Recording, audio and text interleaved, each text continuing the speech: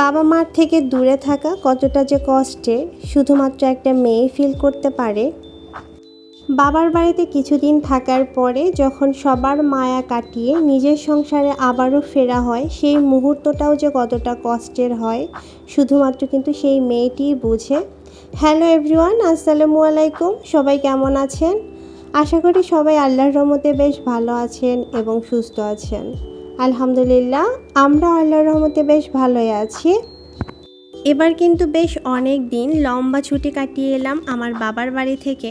তো ঈদের কয়েকদিন আগে আমি আমার শ্বশুর বাড়িতে গিয়েছিলাম, আর সেখানে কয়েকদিন থাকার পর ঈদের তৃতীয় দিন আমি আমার বাবার বাড়িতে যাই। তো সেখানে প্রায় 1 মাস 10 দিন থাকার পর আজকে ফিরেছি আমার এই ছোট্ট সংসারে। তো ঢাকায় ফেরার পর থেকে আমার মনটা ভীষণ খারাপ ছিল। তো আজকে আপনাদের সাথে যে ভিডিওটি শেয়ার করতেছি সেটা কিন্তু গতকালকে আমি ঢাকায় ফিরেছি।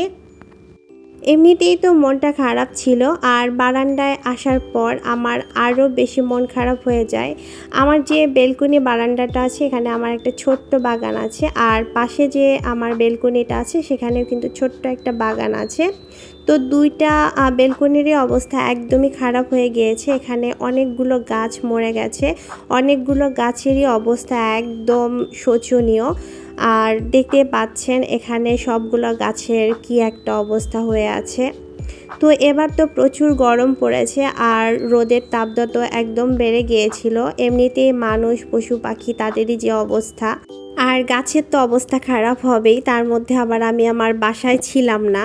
তো আমার বাসাটা যেহেতু এবার একদম 5 তলার উপরে, সরাসরি রোদের তাপটা আমার গাছের মধ্যে পড়ে।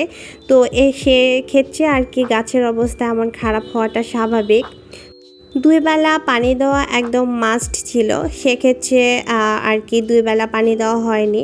আয়েশার বাবা প্রায় 10 দিনের মতো আর কি ছুটি কাটিয়ে আসার পর গাছে 1 বেলা করে পানি দিয়েছে। সেই কারণে আর কি অনেকগুলো গাছ আমার মরে গেছে। তো তার মধ্যে অনেকগুলো পছন্দের গাছ ছিল, সেগুলো তো একদম নেই বললেই চলে। তো আমি এসে আগে পানি দিয়ে নিলাম, আর এখানে যেগুলো গাছ মানে ইনডোর প্লান্টগুলো রেখেছিলাম সেগুলো আমি আবারও আমার রুমের মধ্যে এনে রাখতেছি, দেখতেই পাচ্ছেন। তো আপনাদের সাথে ইনশাল্লাহ একদিন শেয়ার করব যে আমার ইনডোর প্লান্টগুলো কী কী আছে, কিভাবে আমার ডাইনিং ড্রয়িং স্পেসটা আমি সাজিয়েছি গাছ দিয়ে। তো একটু জাস্ট আপনাদের সাথে শেয়ার করতেছি। আমার আসলে খারাপ লাগা ভালো লাগা সব কিছুই তো আপনাদের সাথে শেয়ার করি। তো আজকে ভাবলাম যে আপনাদের সাথে আমার খারাপ লাগা মন খারাপের সময়টাও একটু শেয়ার করি। তো এখানে অনেকগুলো বাস্কেট দেখতে পাচ্ছেন খালি হয়ে গিয়েছে, মানে যেগুলো ইনডোর প্লান্ট ছিল আমি বাস্কেটে রাখতাম সেগুলো সব মরে গেছে।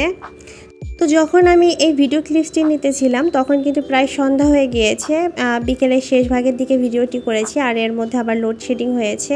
তো এই জন্য আর কি ভিডিওটিতেই দেখতে পাচ্ছেন একটু লাইটিং প্রবলেম হয়েছে। আর এদিকে অডিও আমার মানি প্লান্টের ডাল নিয়ে খেলতেছিল, সেটাও একটু আপনাদের সাথে শেয়ার করে নিলাম।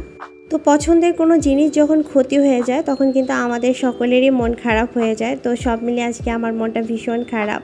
তো আব্বু আম্মুকে খুব মিস করতেছিলাম, বাড়ির কথা অনেক মনে পড়তেছিল। তো আজকে আমাদের সাভারের ওয়েদার কিন্তু বেশ শীতল ছিল, আকাশটা বেশ মেঘলা ছিল, আর মৃদু মৃদু বাতাস হচ্ছিল। তো এমন ওয়েদার কিন্তু আমার ভীষণ পছন্দের। তো এই ভীষণ পছন্দের ওয়েদারও কিন্তু আমার আজকে মন খারাপ একটুও কমাতে পারেনি। তো আজকে মিনি ব্লগসটি আপনাদের কাছে কেমন লেগেছে অবশ্যই একটি কমেন্টে জানাবেন, লাইক দিতে একদমই ভুলবেন না। তো আজকে এখানেই বিদায় নিচ্ছি, সকলে ভালো থাকবেন, সুস্থ থাকবেন, আল্লাহ হাফেজ।